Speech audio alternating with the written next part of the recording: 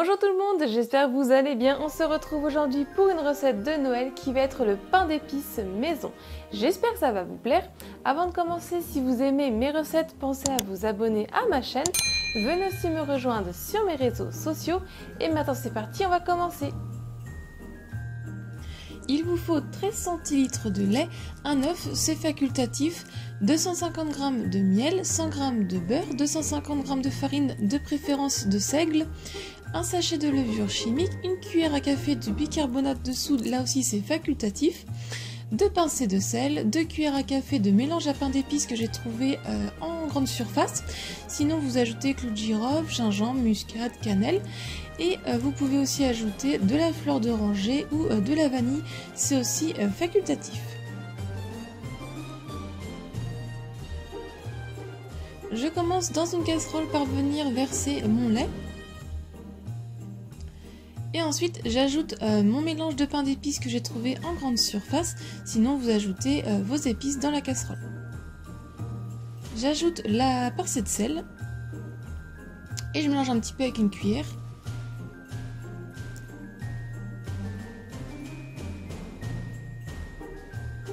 Je viens mettre sur feu fort et je vais porter ça à ébullition. Vu que moi j'ai utilisé des épices en poudre, je mélange un petit peu avec le fouet pour que ça se dissout facilement. Une fois les premières ébullitions, je vais pouvoir retirer du feu. Et ensuite je vais venir le filmer et je vais laisser ça infuser pendant environ 15 minutes.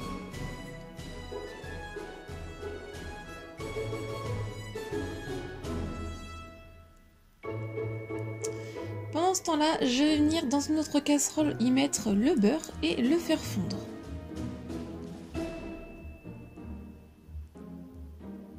Quand le beurre est fondu, je viens ajouter le miel.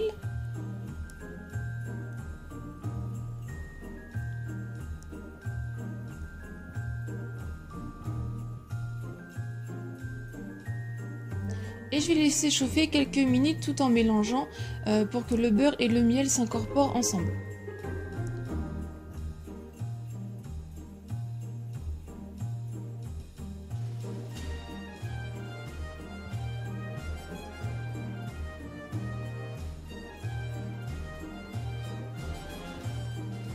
Au bout de 2 minutes, 3 minutes, vous voyez que le beurre est un peu moins mousseux, que ça s'est bien mélangé entre eux. On va pouvoir retirer du feu. Je viens reprendre ma casserole où j'ai laissé infuser, je retire le film alimentaire. Je mélange un petit peu avec une cuillère. Et je viens ajouter le mélange de beurre, miel, tout en mélangeant avec une cuillère.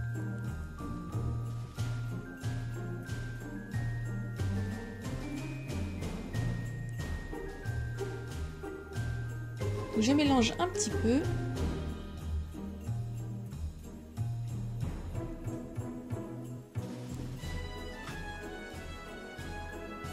On va mettre la casserole de côté. Je viens prendre un plat.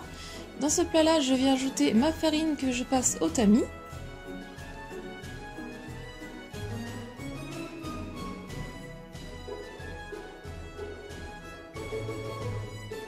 J'y ajoute le sucre en poudre. On peut aussi ajouter de la cassonade si vous voulez. Et mon bicarbonate de soude et la levure. Je mélange un petit peu avec le fouet.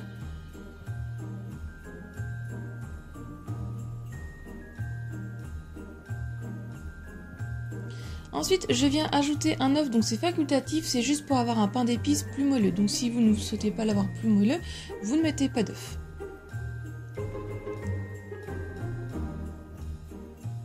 Ensuite, pour un peu plus de goût, je suis venue ajouter une cuillère à soupe de fleur d'oranger et une cuillère à soupe d'arôme de vanille liquide. Donc ça c'est facultatif aussi, c'est si vous voulez avoir un peu plus de goût ou pas. Je mélange un petit peu avec le fouet.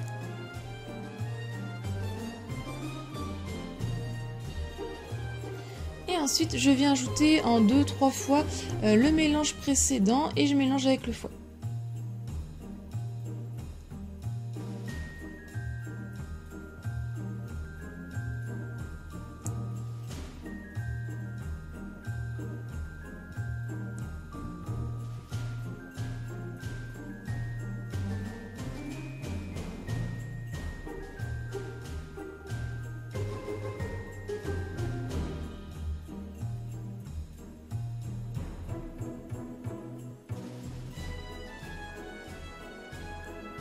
et on obtient une pâte assez épaisse.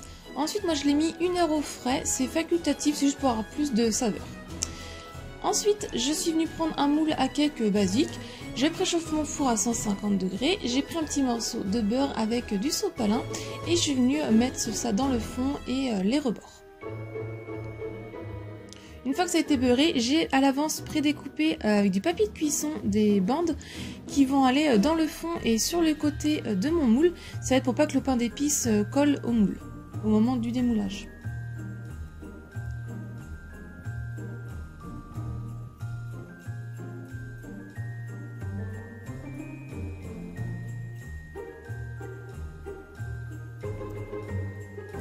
Ensuite, au bout d'1 heure, ma pâte, vous voyez, elle a bien durci un petit peu.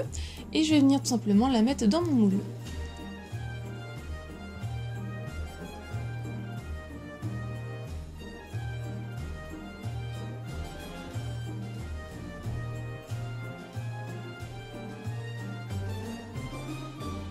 Je viens secouer et tapoter mon moule pour que ça soit bien uniforme, le mélange. Et je fais cuire 50 minutes voire 1 heure à 150 degrés. La lame du couteau doit ressortir propre. On le laisse ensuite totalement refroidir. Une fois qu'il est totalement refroidi, on va pouvoir le démouler. On va enlever les papiers de cuisson qui sont restés collés.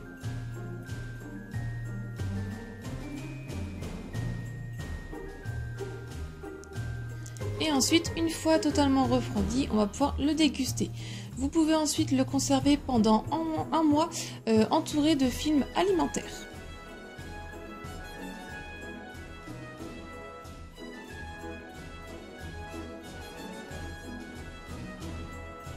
La recette est terminée, j'espère qu'elle vous a plu. Si c'est le cas, comme d'habitude, mettez un j'aime. Laissez-moi un commentaire pour me dire ce que vous en avez pensé. Partagez-la un maximum autour de vous. Si ce n'est pas encore fait, pensez à vous abonner et aussi activer la petite cloche pour ne pas louper mes prochaines recettes. Venez me rejoindre sur mes réseaux sociaux, comme ça si vous réalisez cette recette ou une autre, vous pourrez me partager vos photos. Si vous voulez d'autres recettes, je vous laisse cliquer sur le côté et moi je vous dis à très vite. Bye!